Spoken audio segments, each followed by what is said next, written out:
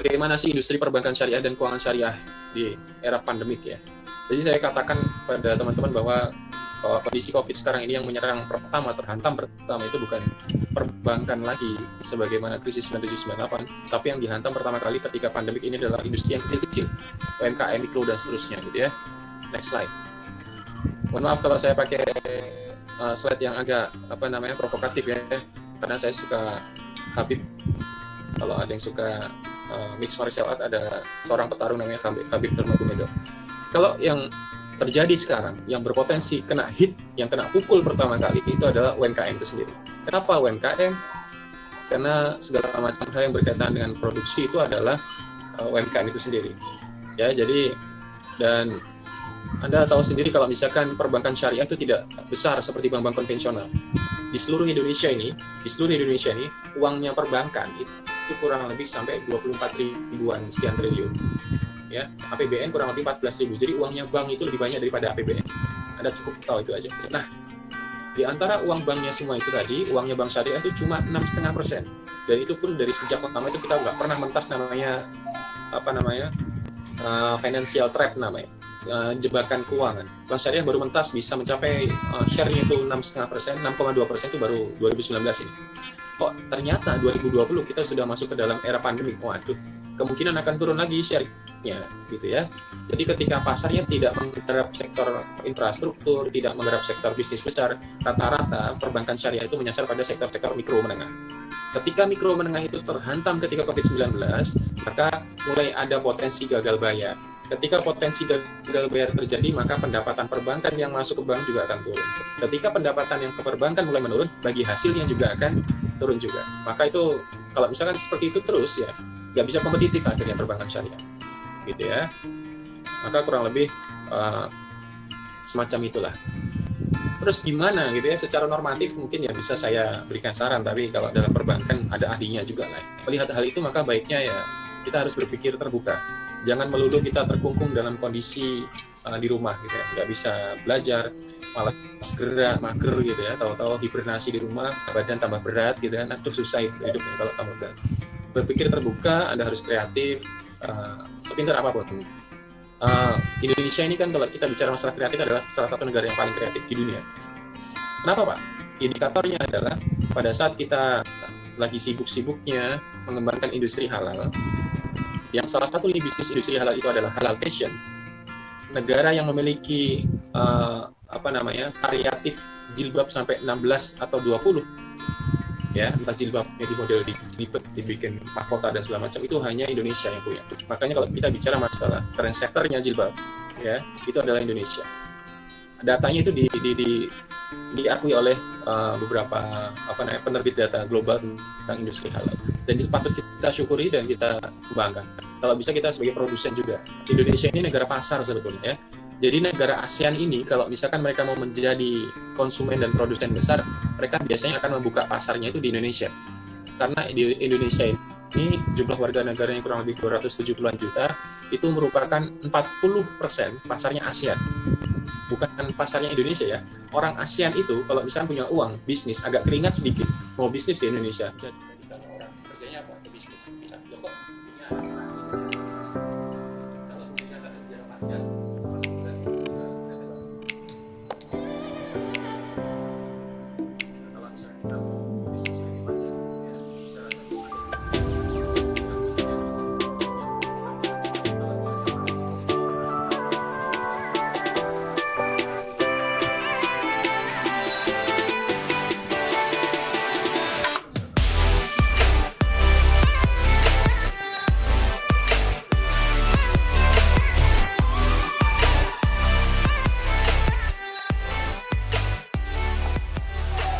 apa yang perlu dilakukan oleh perbankan dan utamanya BI untuk mendongkrak teman-teman yang ada di sektor ini. Soalnya kan yang saya tahu di pabrik, di mall-mall itu banyak pengurangan karyawan itu apa? Jadi gini, dana relaksasi pemerintah itu kurang lebih yang sudah digelontorkan menurut yang dilaporkan. Kalau pada teori realnya di lapangan kita belum punya alat untuk mendeteksi. Menurut data yang dilaporkan dan itu insya Allah yang melaporkan juga Sandi dan BPS gitu. Itu sudah mencapai 600-an triliun Pertama, 600 triliun itu diberikan kepada sektor pariwisata. Karena pertama yang terdampak itu ketika COVID diumumkan sebagai pandemi itu adalah sektor pariwisata. Kenapa pariwisata? Coba amati sektor penerbangan sudah mulai turun drastis. Wisatawan yang biasanya itu sampai 1,5 juta jiwa kemudian merosot drastis. Ketika pariwisata itu sepi, maka yang terdampak sektor pertama adalah restoran. Kalau misalkan ada orang bisnis, biasanya datang buat holiday, buat vacation, itu restorannya ramai. Kalau misalkan restorannya sepi, maka perhotelan juga sepi. Nah, kemudian pemerintah langsung buat kesimpulan ini yang sektor terdampak pertama. Pada saat restoran dan perhotelan mulai sepi, sektor merchandise, handicraft, jadi barang-barang yang menjadi ciri khas pariwisata itu mulai agak berkurang produksinya. Ketika sudah mulai berkurang, maka sektor terdampak yang lainnya itu adalah UMKM. Karena yang produksi merchandise dan seterusnya itu adalah UMKM. Gitu ya. Kalau kemudian kita bicara mengenai konteksnya di Surabaya aja, atau kalau misalnya secara makro di Jawa Timur, Bukovipa sendiri mengatakan kalau misalnya Indonesia ini sebetulnya kalau bicara masalah terminal ekonomi terkuatnya ya Jawa Timur, dan itu nggak bisa terbantahkan karena ekonomi Jawa Timur itu pertumbuhannya paling stabil di antara provinsi yang lain. Tapi ketika COVID itu yang tergerus ekonominya itu adalah sektor UMKM. Salah satu kabupaten penyumbang ekonomi UMKM terbesar itu adalah Kabupaten Penyangga kita, yaitu Sidoarjo. Bahkan tagline kotanya itu kan adalah kota UMKM, gitu ya, teman-teman tahu sendiri. Itu menurun drastis. Ketika perbankan melihat semacam itu, maka perbankan melihat harus ada penguatan sisi fundamental. Kenapa? Masyarakat UMKM masih identik dengan sistem penjualan manual. Mereka harus distribusi via barang. Mereka punya sistem pembayaran manual, bersetor barang ke uang, bersetor uang ke perbankan. Maka pertama yang dilakukan harus melakukan edukasi tentang penggunaan virtual finance. Kalau misalkan sekarang ada namanya fintech, financial technology. Jadi ada beberapa bisnis yang diidentifikasi perbankan yang tidak tergerus oleh sistem yang COVID-19 pandemi sekarang ini adalah berbasis pada atau bisnis-bisnis yang berbasis pada virtual. Ya.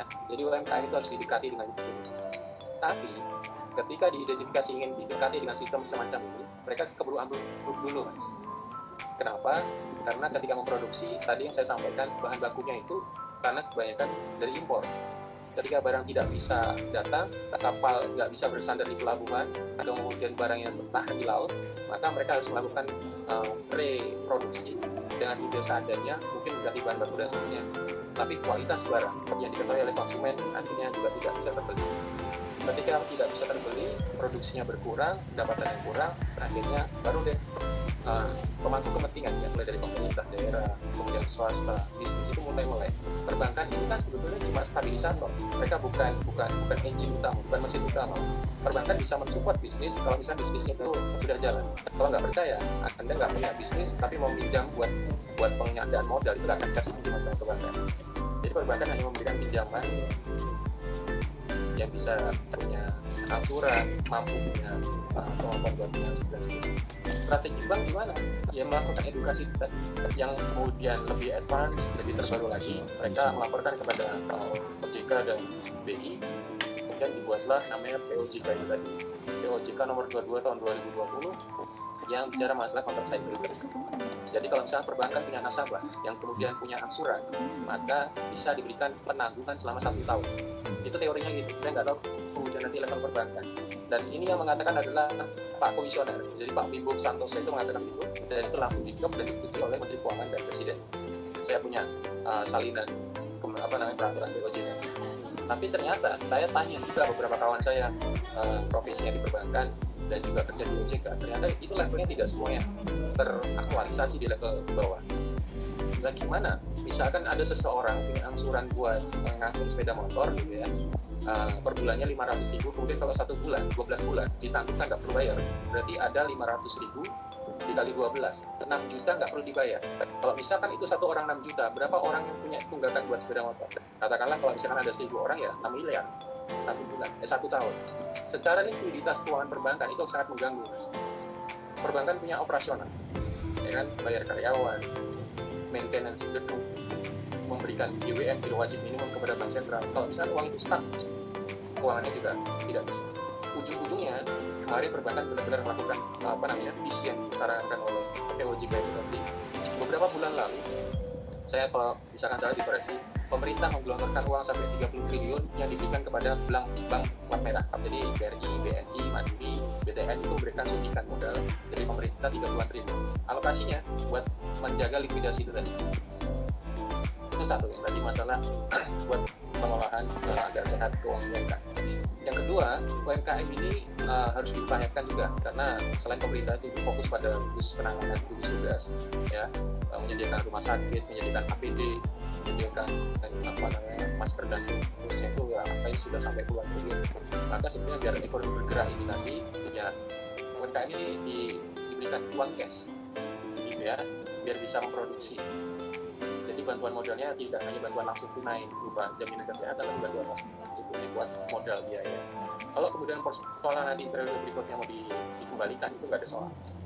Jadi program KUR, program modal kerja dan seterusnya itu sekarang nggak ada lagi. Coba sampai dan teman-teman cek program KUR yang kemudian bunganya rendah di level bisnis itu sekarang masih direalisasikan. Saya rasa enggak. Karena semua alokasi anggaran semua sudah ditumpah ruahkan ke penanganan COVID. Mana Pak yang jauh lebih penting Pak, ekonomi atau kesehatan Pak? Dua-duanya ini. Anda nggak bisa memberikan opsi, ya. Jadi buat si malakama kalau misalkan Anda memilih salah satu.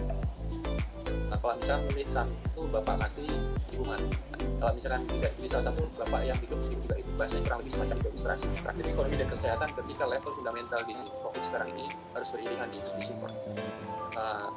Saya tidak mengatakan kemudian kebijakannya kurang efektif, tapi logika berpikirnya ketika UMKM sudah mulai banyak yang tikar, merumahkan karyawannya, kemudian mereka tidak bisa survive, dananya untuk operasional juga sudah mulai berkurang, akhirnya mereka sekarang cari alternatif kerjaan lain.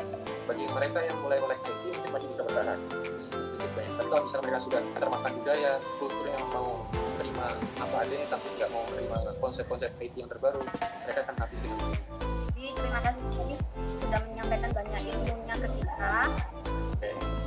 Untuk klasismennya Indonesia ini yang